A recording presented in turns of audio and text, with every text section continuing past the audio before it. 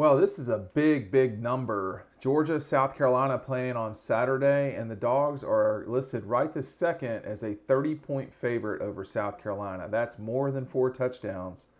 For those of you that went to DeKalb County schools, like I did, public schools. So that's a huge number. And the time that I have looking things up, that is the second largest line that Georgia's had in its history against SEC opponents. It is the largest against South Carolina. The only game that is larger than that, 2 games actually, the third largest. So the Kentucky game in 2011, where Georgia only won 19-10, but they were a 30.5-point favorite in that one. And then their game against Vanderbilt in 2014, Georgia was a 33-point favorite. I believe that game was at home, and they did not cover that line. I don't think they covered in neither case did they cover the line. But I have to tell you, I've been to every Georgia Carolina game since 1995, and there have been some games in the history of this thing that have just not made any sense. 2007 didn't really, but certainly 2019 when you think about that. But this game is always typically within a particular margin. A 4 touchdown line, I mean, that's way more than UAB, Georgia. And nobody in Las Vegas knows any more right now than they did a week ago about, or 4 or 5 days ago, about what's happening with Georgia's quarterbacks. And of course, that's something that does affect lines, is who the quarterback is or will be. But it's shocking to see an undefeated South Carolina team come to Athens early in the season and be a 30-point dog.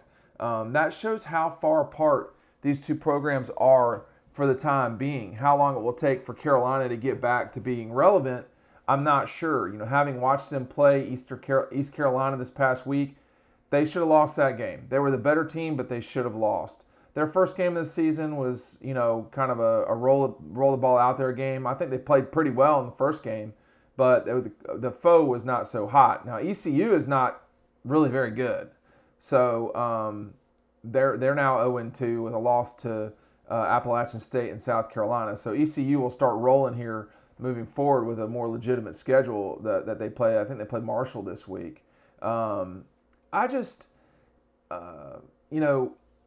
I have a long history in South Carolina, having gone to college in the state, so I know a lot of Carolina people. This is going to take a while for Carolina to get back to reasonable. People say, "Well, you got to watch the 2019 game."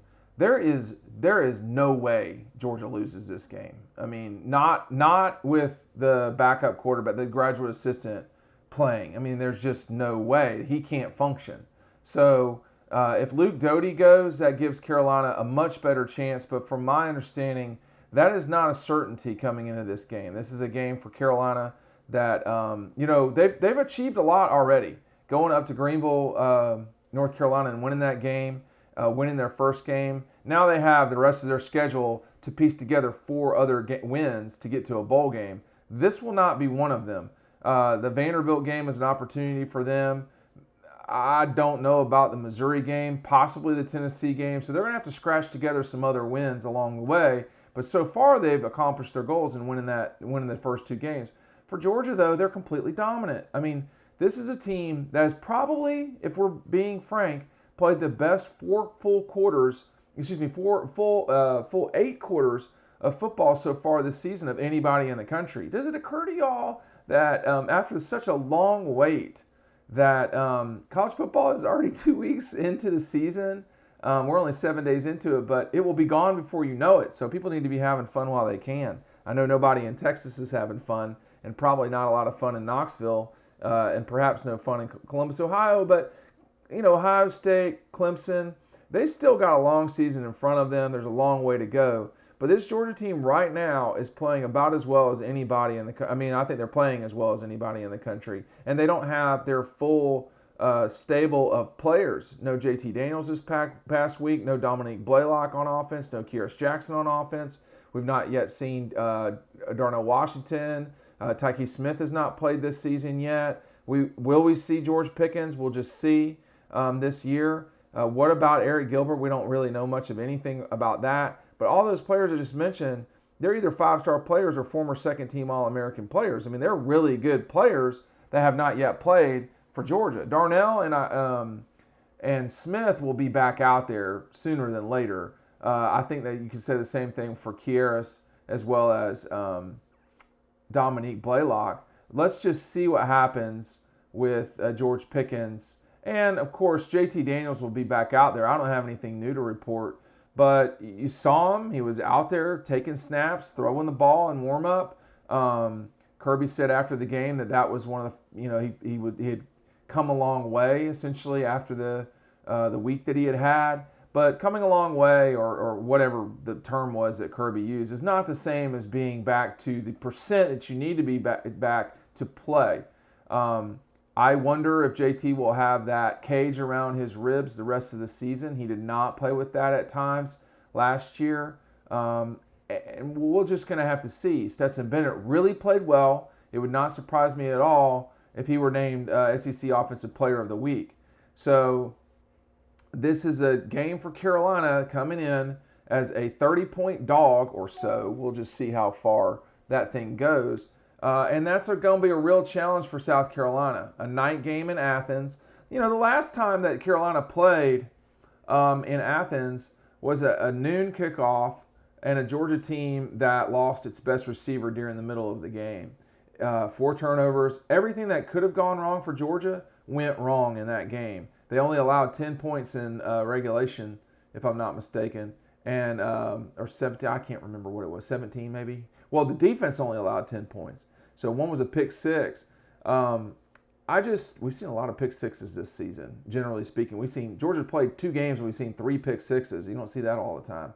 But this is going to be a real challenge for South Carolina. I just don't see any scenario where they win. I mean, Georgia would have to completely fall on itself in ways that offensively, I guess, are possible, but defensively, no, not this South Carolina team, not with their quarterback situation like it is. Let's keep in mind that Georgia went over there to Columbia and took on this Carolina team in the fog 2 days after Thanksgiving. I say a year ago, about 8 months ago, and just completely blistered them on the ground.